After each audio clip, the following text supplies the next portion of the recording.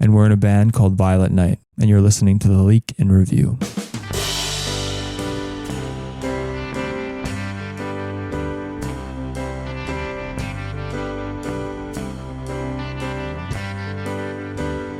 Now forget everything that you thought you knew from the shed of dreams, the Leak in Review. Hey, welcome back to the show, and thanks as always to Adam Baldwin, who provided the intro for the Leak in Review. And if you haven't heard the story, you may not have. I don't think I've talked about it in a while, but I sent Adam a text one night. I said, yeah, I'm looking for an intro for this new show I'm going to start doing. He says, yeah, I got something for you.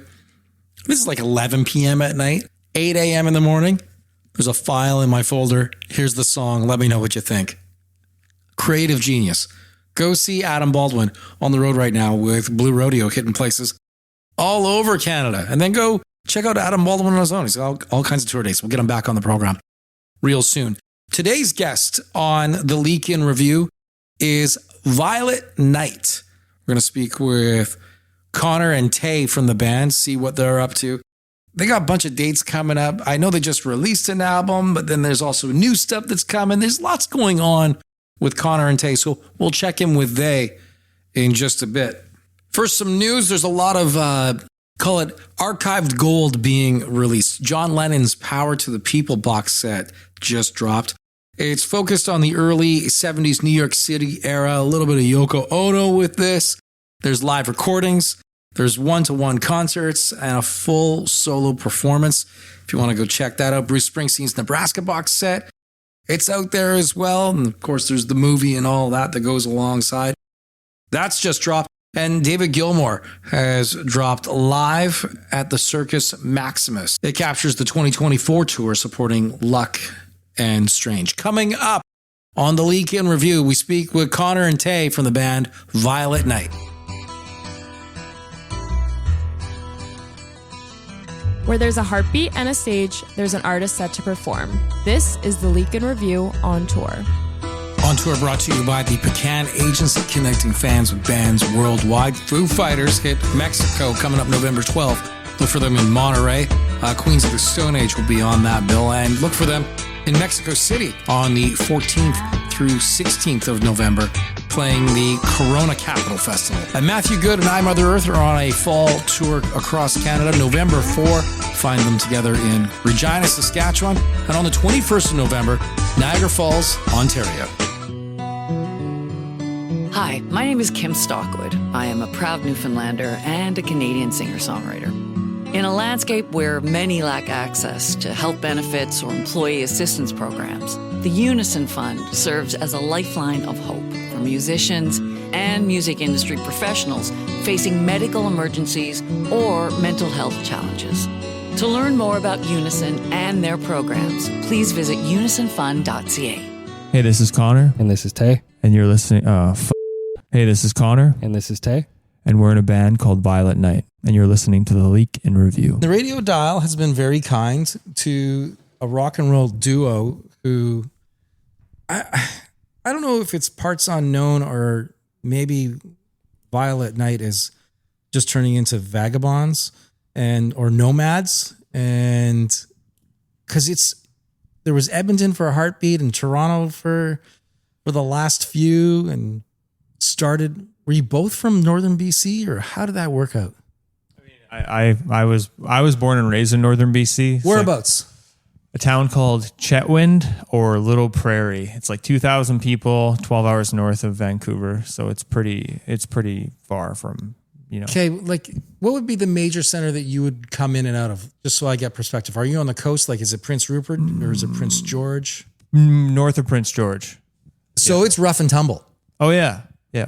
Like those guys are coming out of the woods every 3 weeks or so with tens of thousands of dollars ready to go into cocaine. So I would say that I was an anomaly among the hookers and cocaine. Like I worked in forestry, coal mining, and that's how I funded the first couple albums. To be honest, shut up! I didn't know that. Yeah, so you've done a lot of rough and tumble time. Oh yeah, that's what laid the foundation for this house to be built. Was like blue collar work. and you see all the characters as well. Beauties, gems, if you will. And you gotta, the nice thing about working with those beauties, those gems, and there are people who are, let's be honest, very intelligent and a very big part of the global economy. You know, when you're working in forestry and mining and all these things. But you learn how to work with some people who are a little rough around the edges, which I think is important for a band when they're on the road, because you got to deal with yourselves in the car for 28 hours a day. And sometimes you don't like each other, and you got to be friendly to one another, or else you're going to miss the next gig. Is that something that Connor plays into when we're finding a new band, when the band expands from 1 to 2 and moves from 2 to 3 and 4 in the future? I don't know that we'll ever broaden our horizons outside of this romantic duo. I think like it's tough. I think, I don't know. What do you think? Do you think adding a third and fourth member is in the cards? I mean, I guess it just depends on where the music takes us, but I don't think we ever really have too many problems. Yeah. We're pretty good. We have, similar sense of humor. I think that's where it comes down to, I think, the bottom line. We do come from different places. I'm from north of Toronto, in a town called Newmarket, so I'm not as rough and tumble as Connor's upbringing. But, I mean, I was like a hockey guy back in the day. Connor was a miner, forester. There's some similarities there. Wilderness man. Yeah. I mean, my dad has like 200 acres and 15 horses, he's got, that's like, but my mom is very like David Bowie, Led Zeppelin growing up. So you can see the dichotomy of. Let me ask you then, if dad's got the 200 acres and the horses and all that, normally when you come out of a community like that, it's going to be a country music career. Like 9 times out of 10, I find that you don't have people who are into the electro synth alternative coming from that market, because there's also not a lot of media that's coming into that space to kind of influence you any other way. So you're saying the music was influenced by your mom, who had all these unique sounds. Hero. Like one parallel between Tay and I is both of us grew up on Green Day's Dookie, and my mom gave me that growing up. I, remember car rides listening to David Bowie. I would be like 6 and she would be like, what's the guitar player in Led Zeppelin's name? Like shit like that sticks with you, so she raised us on, I mean, this is like a Aerosmith shirt, 9 Lives era, which is an underrated 90s era of Aerosmith, I will say. But I don't know, the first concert she took us to, like we went and saw Prince George, in Prince George it was Def Leppard, and then the next year we saw Aerosmith on their Honkin' on Bobo tour. So I don't know, she kind of instilled it in me at a young age, and I really just loved rock, alternative, and like exploring genre and not. What's funny is my parents are divorced, surprise, surprise, but my dad is really into country and stuff. I don't know why that's a surprise. Well, because they're different. They're just totally different people. I'm glad that they both moved on to other people, you know what I mean? But it's cool because they've both had an influence on me. Like from dad, I would say Johnny Cash, George Thorogood, AC/DC, stuff like that. And then working your hands, labor. It's okay to get up in the morning, discipline, and show up, work, and be tired at the end of the day. Yeah, I remember when we were kids, my brother and I really wanted like these Pokemon games, and my dad was like, nothing in the world is free. I'll give you $5 an hour to go pick roots in the field, and $50-$60 for a video game when you're 7 years old. That feels like an infinite amount of time, but I think it instilled work ethic in me at a very young age, for sure. Thank God for it, because you're right. It is so easy today. Everything is on demand. Every teenage kid, they're all living their on-demand life. There's no, I'll wait till Saturday to go to the mall to pick up my new favorite release.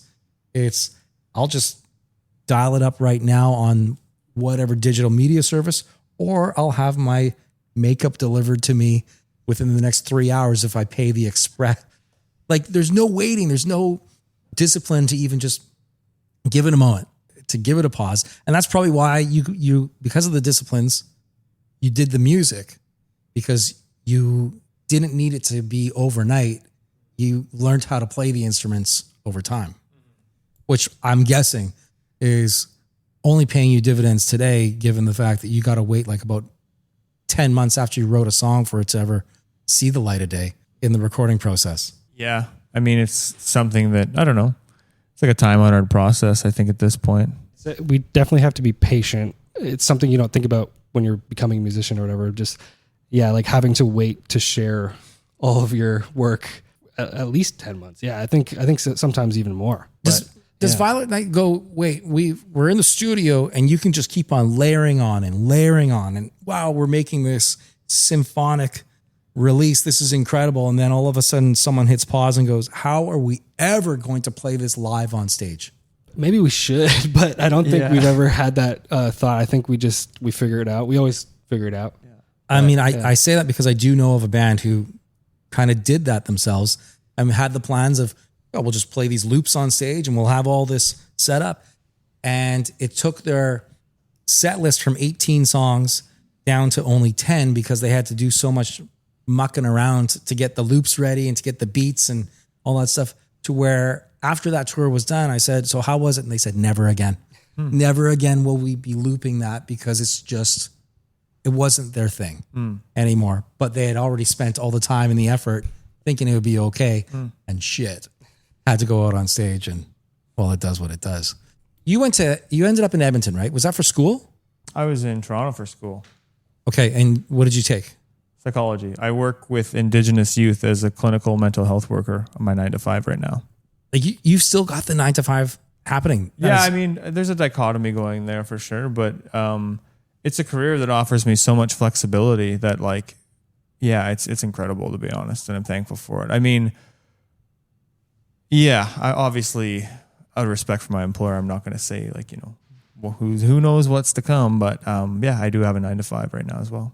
The nice thing about that too is when you have that gig, it gives you a pause from the other side. It gives you maybe a reflective space. You know, if you're working at Pizza Hut all day, the last thing you want is pizza. It's nice to have, like, if you're always around music, it's nice to have a break from music. And if you're in that 9 to 5 working with Indigenous youth and social work in that area, it's nice to be able to step away from it, right? Yeah, I think for sure. But I also think, like, for me, my own existence, I think that using my existence to better the existence of others in some way, shape, or form has always been really important. So I think music is like the single largest, most unifying, universal language that we have. And I think if I can make some sort of impact and we can make some sort of impact that way, then it would be bigger for us than anything ever could. You know what I mean? Like, it would be the most fulfilling. Yeah. I think, well, you're 100% correct. And I've said it before, if you meet somebody who says they don't like music, you get away from them as fast as possible because they might be a lunatic. John Wayne Gacy vibes. Well, check the crawl space. So the band actually started, would you say it started in Toronto, like as an official? Because you must have had songs that were in the back pocket. We put out an EP in 2015. It was me and my keyboard player, and it was my best friend. And we're still incredibly close. And then we put out another record in 2018, but it was a totally different thing. Way different. Yeah, I remember the early stuff. And then I met Tay in 2019 September, and I was a fan of, like, his other band, like Pacific. I met him through previous management, and he was into the record that we were cooking at the time, and things lined up. And I would say that it definitely changed things. I think that I heard "Freak Me Up," yeah, because that song came out before the record came out, and our mutual friend Brad showed it to me, and I said, that's a really cool song. And I know they were looking for a drummer because Connor was moving to Toronto. So yeah, we just kind of met and then hit it off after that. And then we started writing songs in my basement. True. After that. So if it wasn't for that mutual friend, this thing right now, Tay. And big shout out to Brad Zorgdrager, honest to God. Yeah, it wouldn't be happening right now. No, yeah, it was because of that. And good news, it worked out that you actually like each other. Because how many bands find out they don't like each other? Kind of like what I was saying off the top. You might find out halfway through a tour. It's like, oh, rats, we got 3 more weeks to go before there's a new bassist.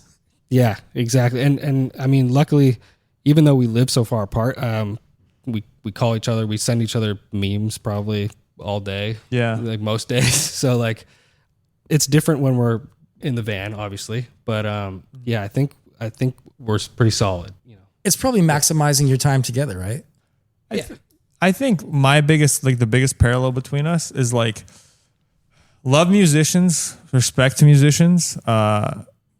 It's hard to find musicians that not only have like an aligned creative vision and like will encourage each other and have a symbiotic relationship like we found, I think, but also like we're both straight edge. We're both very serious. We're very determined, and it's like music is it. You know what I mean? And I think with a lot of musicians, I think maybe it's the work ethic, but sometimes I think people, we're not entitled or anything. We're very hardworking. We stay humble and to kind of keep our head in it, And I think it's important to have that frame of mind, but also just to like be cognizant of the fact that, if you work, you can get there, and to keep moving forward. Right. And, I know we're reliable people. I think musicians, there's a stereotype. Some musicians can be a little on the flaky side. You know what I mean? Like, and that's, I think with us having such different backgrounds, yet similar core values is what's kept it such an exciting dynamic, but also, has made it like such a prosperous, band for us to be in together. Yeah. And I think just at the end of the day, I think we both want to do music, bottom line. Yeah. So, and we've never really shaken on that. So I think that's what keeps it together. Yeah. We like, both know we're going to do music. Yeah. Like there is no other alternative. Like this is it. You know what I mean? No plan B. Well, yeah. Like outside of that continuous paycheck that you have right now, which is wonderful. For me. Yeah. Yeah. Like having a job, you mean? Yeah. It's what's wonderful about that job. Like I can go on. No, I'm saying it's wonderful that you have that right now. Yeah. You do kind of have a fail safe, but it looks like that's not a big concern right now because things are moving in the right direction for Violet Night. It's a fail-safe that allows you to take time. Also, like the connection that I have with those youth, like I think about it often, it's like, not something I take lightly for sure. And like, I have a lot of, I guess it's just to me that this band is a vessel that will allow me to influence and help more people than I could ever do in that realm. But I'm really glad that I'm able to serve that role right now. They're influencing you. For sure. Now you can turn and influence others. Is it giving more creativity? Are you finding you're more creative in that space? Like once you leave that and then you come up with song ideas, and do you immediately reach out to Tay and say, look at this loop, I figured out this sound, what can we do with this? Or do you have to be in the same room together to kind of really develop some ideas? Tay knows when I'm in writing mode. Well, in historically, because I will be like in that mode 12 to 14 hours a day, and I will send him voice memos endlessly and ideas, and like it's ridiculous. It's that being said, it's this album we're working on like now after ROSSO CORSA. It's going to be different, and we have to swing bigger, and we have to take different strides towards like making something. We're always pushing ourselves, so that's kind of the goal now. But with walking away from work at the end of the day, I would say I'm usually just like a big deep breath and I need to decompress. Whereas I think boredom makes me more creative than anything. I think people are constantly being bashed over the head with dopamine, like you said earlier. And I think that is kind of distracting from people being creative. Is you have to be bored. And I realize like most of the best songs I feel like that have come from this band have come like the skeleton. I'll start laying that out when I'm bored. Like I was supposed to fly home for Christmas, and then my flight was grounded. Some people spent Christmas in Chicago. I was in Toronto, big ice storm, windstorm. Nobody could go anywhere. So I set up a makeshift studio because my roommates at the time were gone, whatever, and just started writing what ended up being a lot of this record. And it was like I was bored. But it's a beautiful thing because the mind doesn't sit idly, right? And that's kind of what I found is like boredom. It's great though that you're able to find yourself that there's a moment of boredom coming along, and you don't just grab a bag of chips and get horizontal on the couch, which a gigantic percent of the population does, where they don't try to turn it around. They don't try to break that whatever's happening in their life to just make a quick adjustment. And it's great that you do that, and what's going to set probably the music apart forever is just that extra drive to make a change, as opposed to, well, what do you want me to do? The game's coming on in 9 hours. I don't got time to write a song right now. Got to get ready. Yeah, I will say it on his behalf, because maybe he won't say it, but he is one of the most hardworking people I've ever met. So like, and he doesn't take, I don't think I've ever seen him lay down on a couch.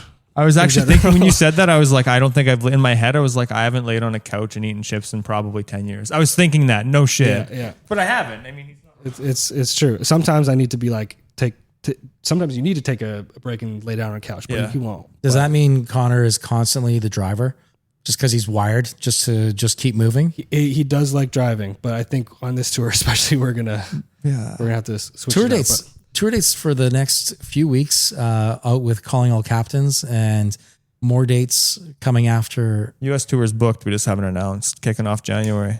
It's all set. It is, yep. That's awesome. Congrats. Is this your first? Will it be your first run through the US? We did one supporting Colors of You, but this is our first with the new agency we're working with in the States. So working with Dynamic Talent, which we're pretty happy they came on board. They've been pretty cool. And get to see some rooms that you haven't seen before, I'm guessing. Yeah, for sure. Yeah. Or is there some spaces that you're running into where it's maybe you're multiple times coming through and you're like, oh, thank God we're in this spot again. I love this room. It always works. And by contrast, what's the room across Canada where you've been into? Oh, yeah, this one's a little bit rough. The great Tay question. I think he's more well traveled. Because I know in Winnipeg, if you're outside the I can't think of the West End Cultural Center. If you've got your van parked behind the West End Cultural Center, you will lose most of your gear that night unless you pay the service attendant the $20 to make sure rocks don't go through the back of the van. Yeah, I mean, I don't want to call anyone out across Canada, all these venues and cities, but I just did West End Cultural Center. That's true. Fix your security out behind your venue. Yeah, okay, there you go. Yeah, there are definitely some places where you keep someone hanging out in the van during the show as much as you can. Yeah, like all of your stuff is there. And I've heard so many crazy stories about bands being out in the middle of the road and their stuff is stolen. Montreal, Chicago, stuff is just gone. And it's like, we went in for burritos, like, did you need all of our amps? And it's like, oh, we were gone for 8 minutes. And then it's that 8 minute window is where they get you. But yeah, there's certainly a bunch of places like that. But there's a bunch of great places. I mean, I think we're playing Mahal's in Chicago, or in Cleveland. I shouldn't say that, but that's the US tour that has not been announced. Cleveland, get ready. Tickets will be on sale this Friday. Early bird tickets available now. There you go. Yeah, but for example, that's a great venue that I've played 1 million times. It's the perfect like medium size. There's a bowling alley next to it, and it's just like. They have a built-in audience where everyone from the town just shows up for these shows. And it's like, you look forward to playing there. So they know how to work the room. They know the sound of the room. There's a good PA, like all of these things. Like there's a club in Toronto that I go to every once in a while. And every time I'm in it, I'm like, oh yeah, they have a good PA here. Shows sound that much better when someone has invested a little bit of money.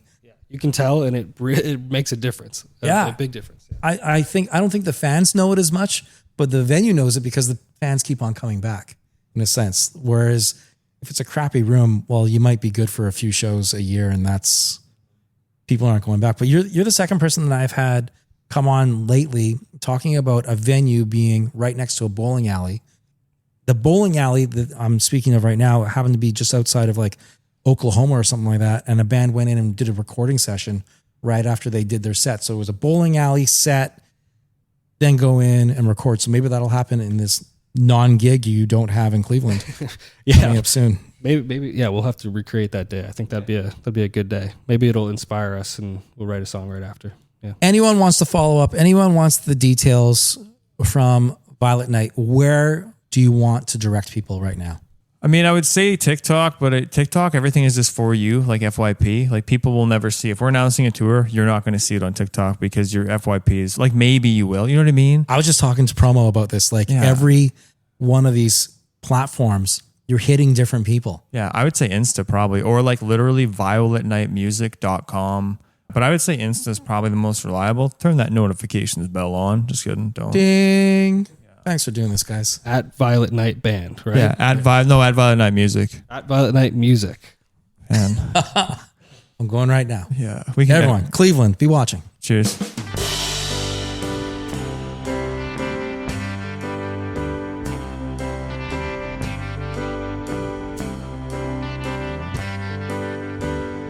Now forget everything that you thought you knew from the share